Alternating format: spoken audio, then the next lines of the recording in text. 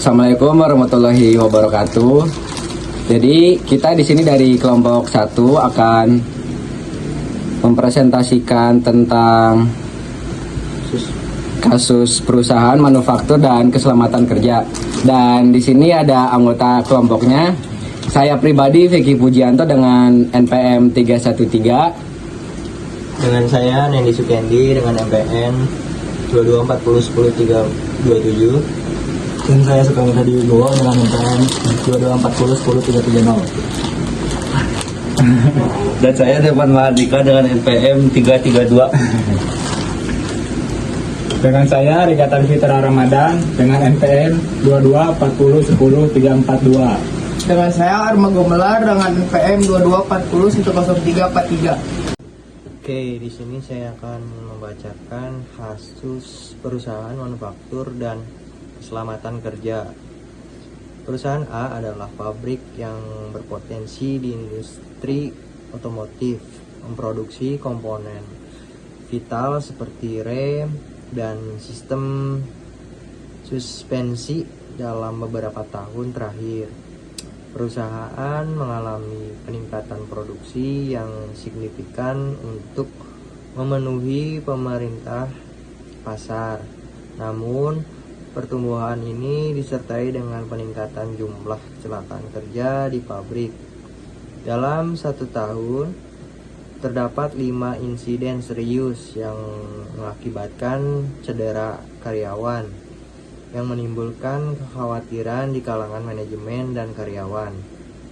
Kecelakaan kerja tidak hanya berdampak pada kesehatan dan keselamatan karyawan, tetapi juga mengganggu produktivitas dan menambah biaya operasional akibat pembayaran klaim asuransi.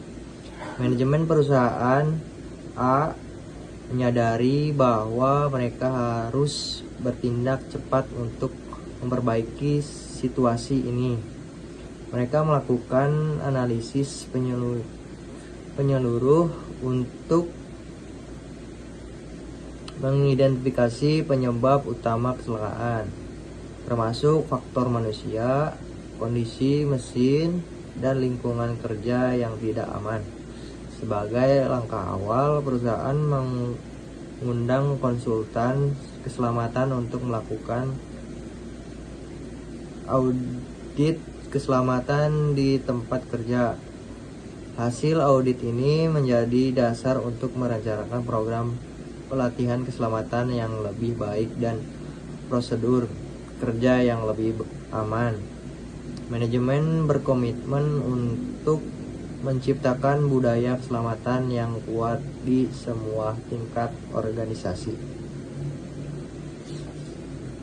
Identifikasi dan analisis risiko. 1. Identifikasi risiko. Operasional, mesin tidak terawat, prosedur kerja tidak standar, lingkungan kerja tidak aman. SDM, kurangnya pelatihan, kelatihan, budaya, keselamatan rendah. Finansial, biaya cedera, kerugian produksi, reputasi buruk. Legalitas, pelanggaran standar keselamatan, risiko, sanksi hukum. 2. Analisis risiko.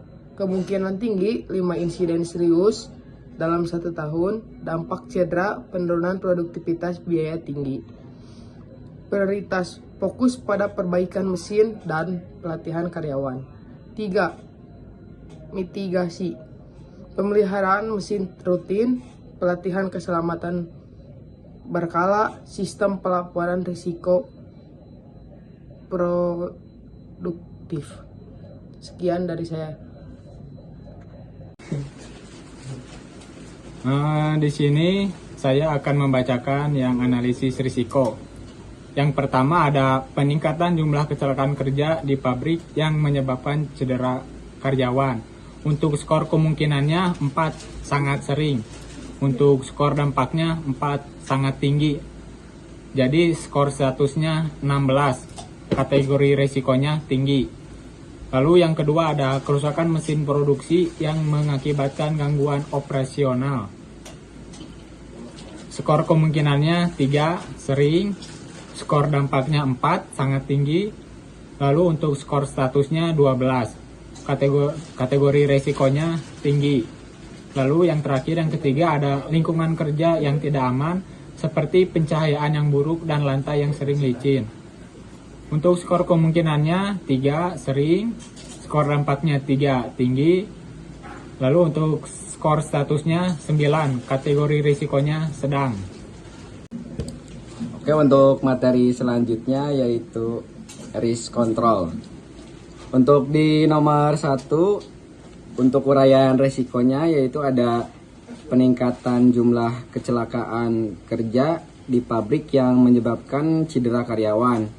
Dan untuk risk controlnya itu terdapat 4. Yang pertama itu implementasi budaya keselamatan kerja atau safety culture dan di semua tingkatan organisasi. Yang kedua, pelatihan keselamatan rutin. Yang ketiga, audit keselamatan kerja serta secara berkala. Yang keempat, peningkatan alat pelindung diri atau APD yang memadai.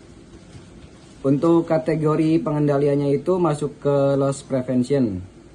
Dan untuk yang nomor kedua, ada uraian resiko kerusakan mesin produksi yang mengakibatkan gangguan operasional dan kecelakaan. Untuk risk controlnya itu ada 3. Yang pertama ada pemeliharaan mesin secara berkala atau preventive maintenance. Yang kedua itu implementasi teknologi pemantauan kondisi mesin atau predictive maintenance. Yang ketiga itu pelatihan teknisi untuk menangani kerusakan secara cepat. Penyusunan SOP tanggap darurat untuk kerusakan mesin. Dan untuk kategori pengendaliannya itu masuk ke dalam kategori loss reduction. Dan untuk yang nomor ketiga, uraian resikonya lingkungan kerja yang tidak aman seperti pencahayaan buruk atau lantai licin. Untuk risk controlnya itu ada 3. Yang pertama itu perbaikan fasilitas kerja seperti pencahayaan tambahan dan lantai anti selip.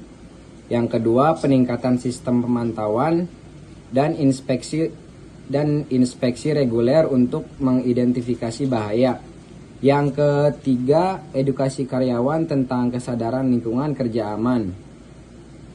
Dan untuk kategori pengendaliannya itu masuk ke dalam kategori risk avoidance. Untuk selanjutnya itu identifikasi celah pengendalian. Yang pertama uraian risiko. Kasus yang pertama yaitu peningkatan jumlah kecelakaan kerja di pabrik yang menyebabkan cedera karyawan.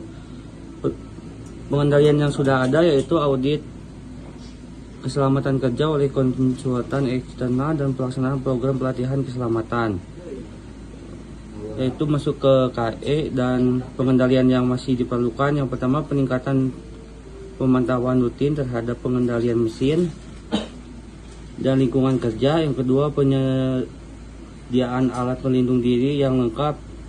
Yang selanjutnya itu penerapan sistem pelaporan insiden yang lebih efektif. Untuk keterangannya membutuhkan komitmen seluruh tingkat organisasi untuk menciptakan budaya keselamatan kerja. Untuk kasus yang kedua yaitu kerusakan mesin produksi yang mengakibatkan gangguan operasional dan kecelakaan.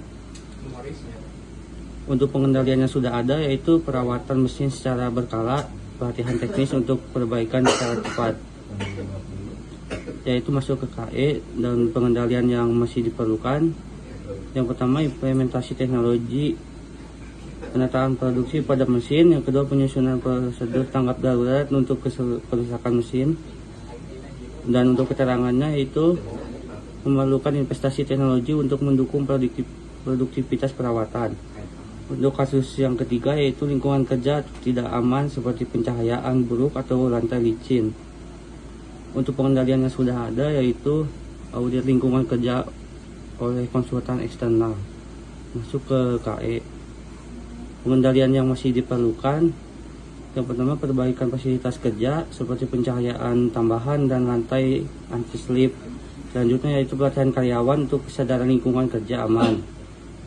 Untuk keterangannya, menekankan pentingnya tindakan preventif dalam menciptakan lingkungan kerja yang aman.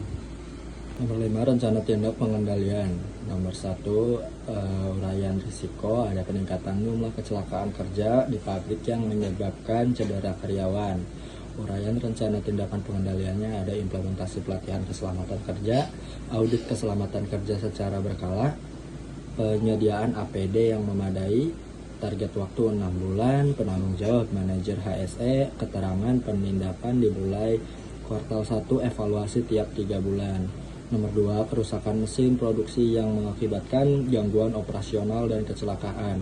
Tindak pengendalian ada pemeliharaan mesin secara berkala, implementasi sistem prediktif, maintenance, SOP tanggap darurat kerusakan. Target waktunya 3 bulan, penanggung jawabnya kepala bagian teknik, keterangan melibatkan vendor di eksternal untuk training. Nomor 3, lingkungan kerja yang tidak aman seperti pencahayaan buruk atau lantai licin. Ada perbaikan fasilitas kerja seperti pencahayaan tambahan, peningkatan sistem pemantauan bahaya, edukasi karyawan, jangka waktunya 2 bulan, penanggung jawab supervisor operasional, keterangannya pengecekan dilakukan sebelum implementasi. Oke, selanjutnya saya akan menjelaskan tentang NSCA Risk Score Calculator, tentang kasus perusahaan manufaktur dan keselamatan kerja. Dari sini kita lihat ada probabilitas, yaitu di kasus pertama yaitu ada quite impossible, yaitu kemungkinan sangat mungkin.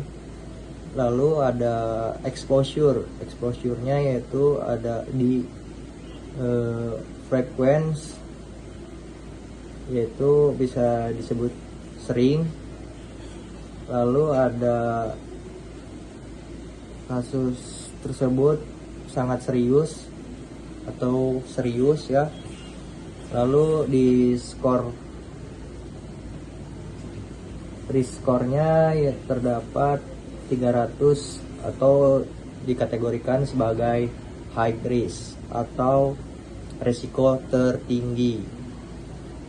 Lalu yang kedua ada warna kuning, yaitu impossibility-nya liquid impossible sama.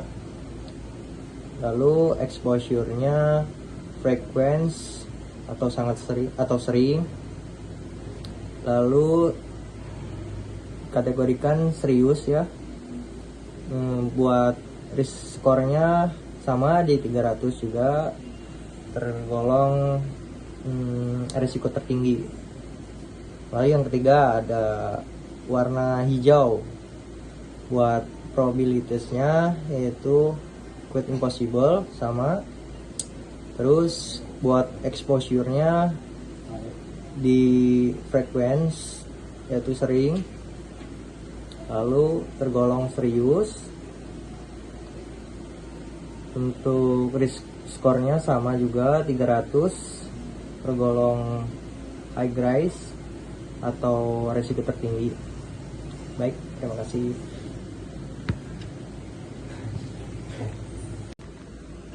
Alasannya